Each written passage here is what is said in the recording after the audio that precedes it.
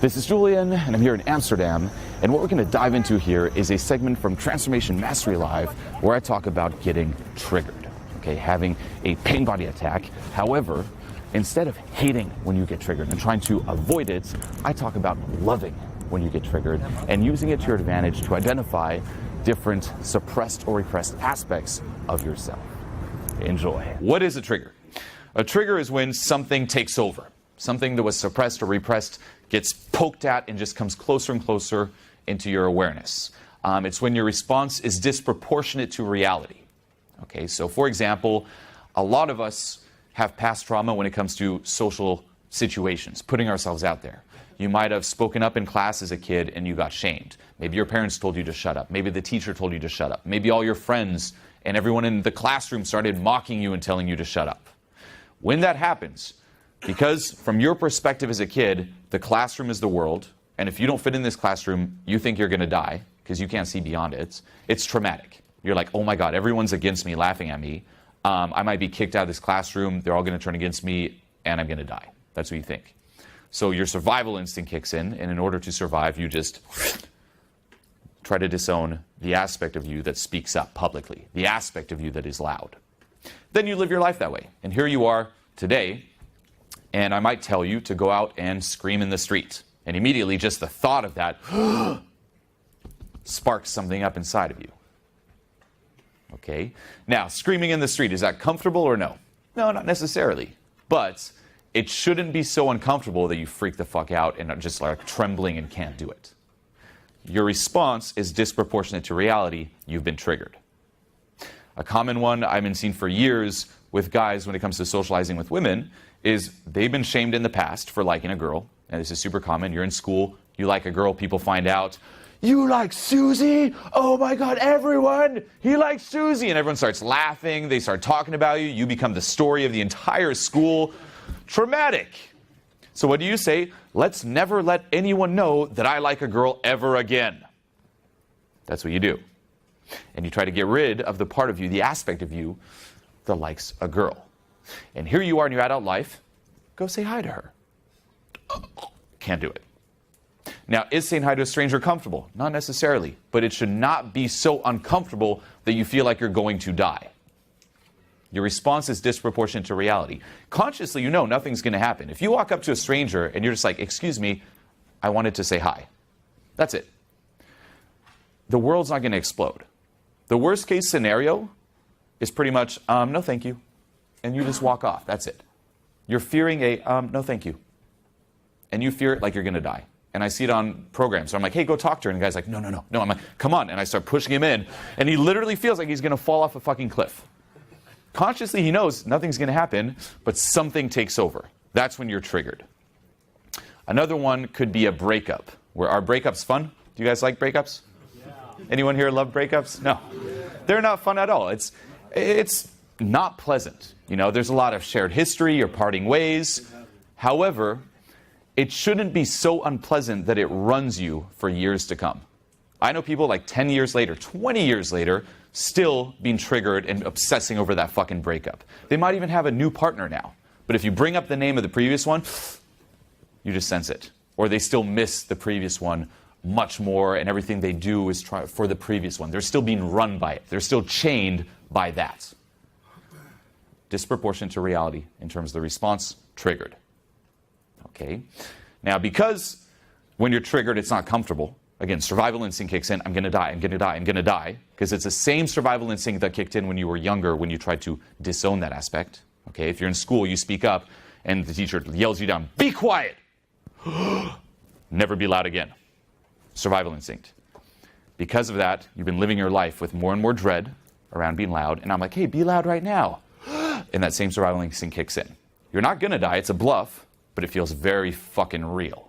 Okay, so what we do, because it's not comfortable, is we try to design our lives in a way where we avoid getting triggered. Right?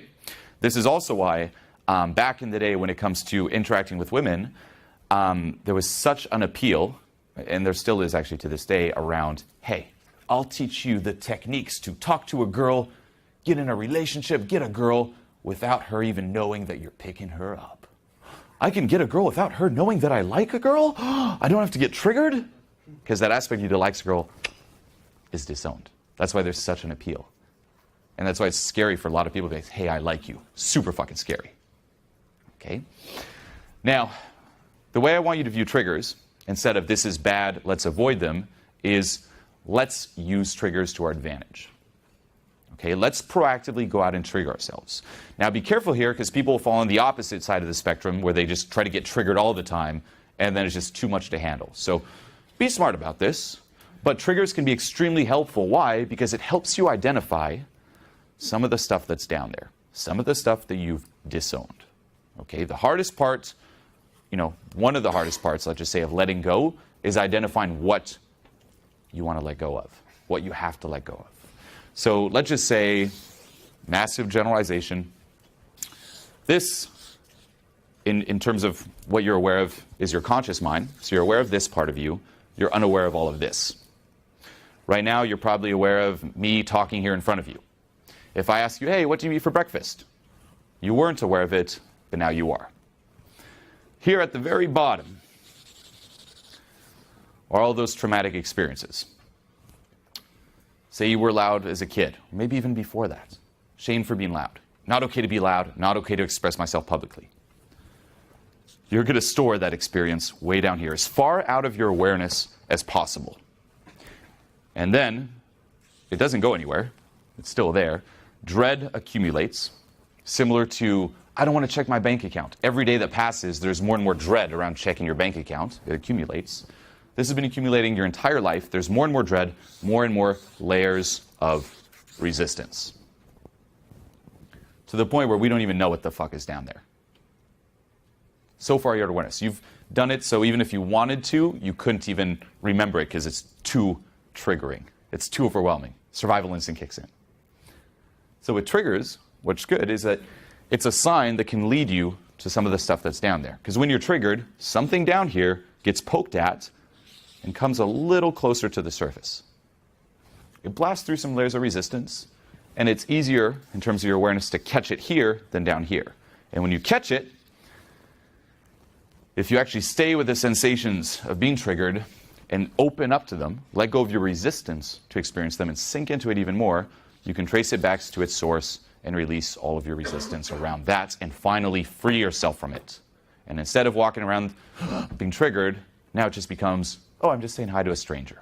There's not that same charge or disproportionate response to reality behind it. And this is what we're going to do here. We're all going to go out in the real world and do a bunch of social anxiety challenges or social anxiety exercises meant to trigger you. You're going to find a street that has a crosswalk, okay, where people cross the street.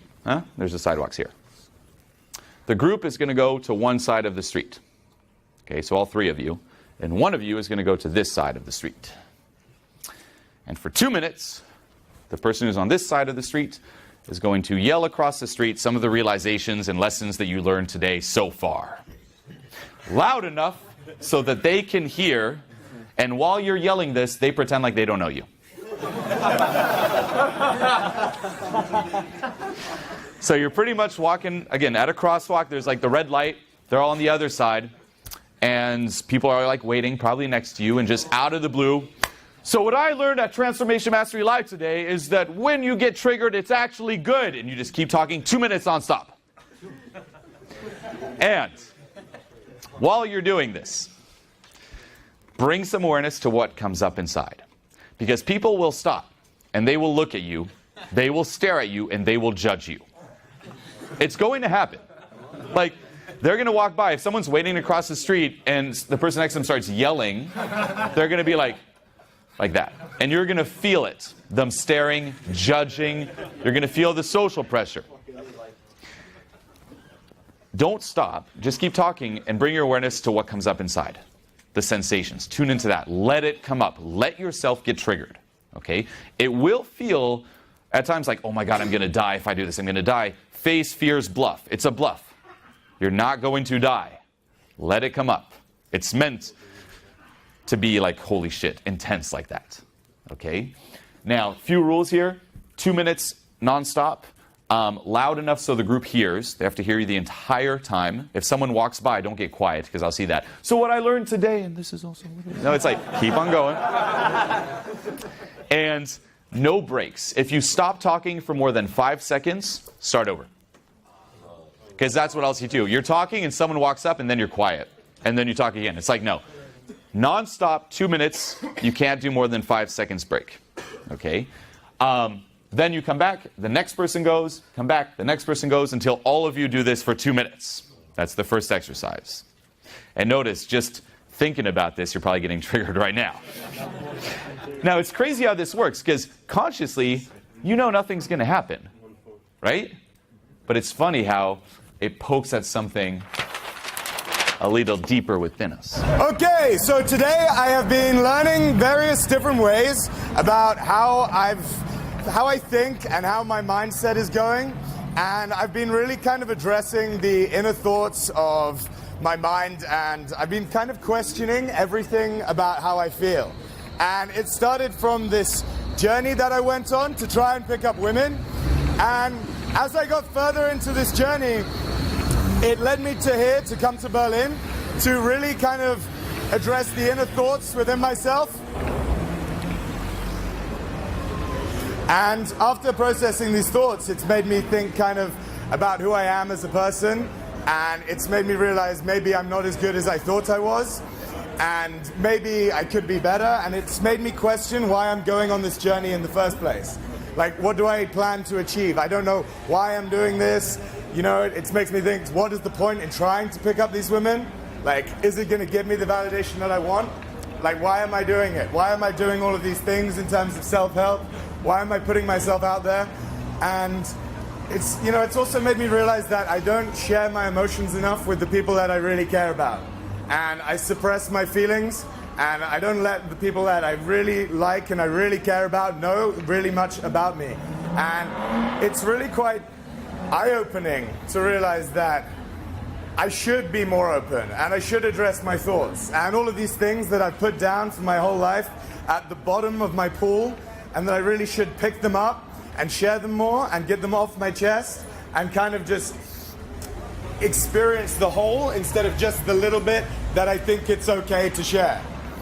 And it's, you know, it's liberating to just be free of this shit that holds you down, that makes you feel like insecure, and then you realize you don't need to feel insecure. You can just be who you are. You can just be and be happy, and you don't even happy. You can just be as you are. It doesn't need to be happy. It doesn't need to be unhappy. I can just be Harry. I am Harry. That's what I am. I'm just there. I am, and I love it. If we're related, we'll meet. So today I feel like I've met my family, and everybody else here has also. It's just amazing that something like this exists, that people can share with each other what they feel.